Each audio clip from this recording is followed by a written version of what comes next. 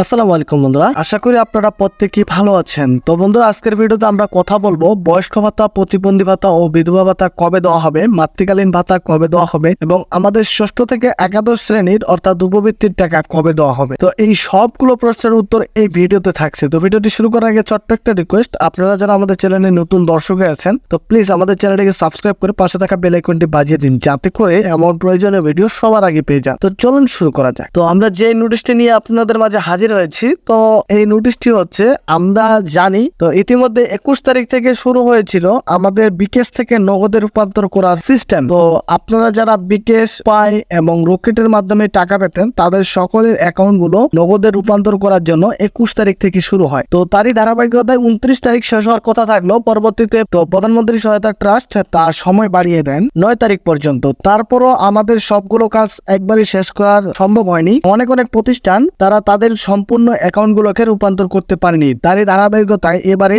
তার সময় বাড়িয়ে দেওয়া হয় 12/5/2024 তারিখ পর্যন্ত। তো এখনো যারা আপনারা বিকাশের মাধ্যমে এবং উপায়ের মাধ্যমে ও রকেটের মাধ্যমে টাকা পেতেন, যারা নগদে রূপান্তর করে নেননি, তারা অতি শীঘ্রই আপনাদের প্রতিষ্ঠানে যোগাযোগ করুন এবং আপনার পেমেন্ট সিস্টেমটি নগদে রূপান্তর করে নিন। তো অন্যথায় না হলে আপনারা টাকা পাবেন না। আমাদের হোয়াটসঅ্যাপের ইনবক্সে অনেকজন ইনবক্স করেছেন যে আমাদের সমস্যা দেখাচ্ছে যে এই মোবাইল নম্বরে অ্যাকাউন্ট খুঁজে পাওয়া গেছে কিন্তু সিমের সাথে এনআইডির কোনো মিল খুঁজে পাওয়া যায়নি, এমন যাবতীয় সমস্যাগুলো হচ্ছে। আমাদের অনেক সময় হয় কি, সবকিছু ঠিকঠাকের কারণে সার্ভারের সমস্যার কারণে সেগুলো এরকম দেখাচ্ছে। আবার অনেকে করে কি, সিমটা আছে একজনের নামে, নগদ খুলে আরেকজনের নামে। তো এটা করলে কিন্তু নিবে না। তো আপনারা সবসময় চেষ্টা করবেন যার নামে সিম আছে তার নামে এনআইডি দিয়ে নগদ খুলবেন। তো সেটা হতে পারে আপনার মামার, হতে পারে নানার, মানে যে ব্যক্তির নামে। তো আপনারা যারা নতুন বর্তমানে ষষ্ঠ থেকে দশম শ্রেণী পর্যন্ত উপবৃত্তির জন্য যে নতুন আবেদন চলতেছে, তো সেখানে সবসময় চেষ্টা করবেন যে অ্যাকাউন্টে সরকারি টাকা পান সেই অ্যাকাউন্ট গুলো দেওয়া যাবে না, কারণ সেটা বাউন্স ব্যাক আসতেছে, আবার নাম্বার গুলো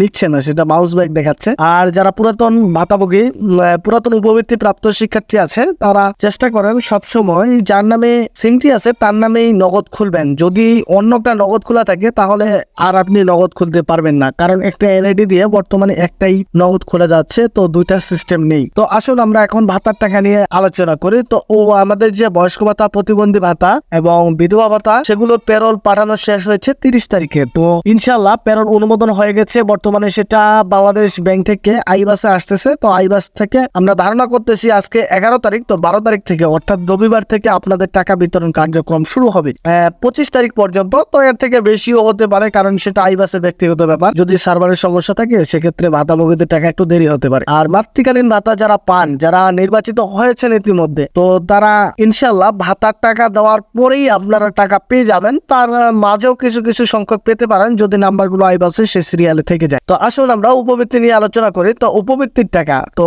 টাকা কবে দিবে, এটা একটা কমন প্রশ্ন। সবাই আমাকে ইনবক্সে এবং আমাদের গ্রুপে প্রশ্ন করতেছেন। তো আমরা ধারণা করতেছি যে সরকারের যে যাবতীয় ভাতাগুলো রয়েছে, তো সেগুলো শেষ হওয়ার পরেই উপবৃত্তির কার্যক্রম শুরু হবে। তো এতে ধারণা করা যায় মে মাসের শেষের দিকে বিতরণ করার সম্ভাবনা রয়েছে। তো যদি না হয় জুন মাসের শুরু প্রথম সপ্তাহ থেকে বিতরণ কার্যক্রম শুরু হবে ইনশাল্লাহ। তো সেটা ধারণা করতেছি আমরা সবাই ইনশাল্লাহ ঈদুল আজহা, ঈদের আগে আপনারা টাকা পেয়ে যাবেন। একটা জিনিস খেয়াল রাখবেন, জুন মাসে আপনারা সবার টাকা পেয়ে যাবেন। তো এই ছিল আজকের ভিডিও। সবাই ভালো থাকবেন, সুস্থ থাকবেন এবং আমাদের জন্য দোয়া করবেন। এই ছিল আজকের ভিডিও। আমি ছোট্ট মানুষ, তারপরে যদি কোনো ভুল করে থাকি তো ক্ষমা করে দিবেন। এবং আমার সামনে পরীক্ষা, তো আপনারা সবাই দোয়া করবেন আমি যেন ভালো ফলাফল করে আপনাদের সেবা করতে পারি। তো এই ছিল আজকের ভিডিও। সবাই ভালো থাকবেন, সুস্থ থাকবেন। আসসালামু আলাইকুম।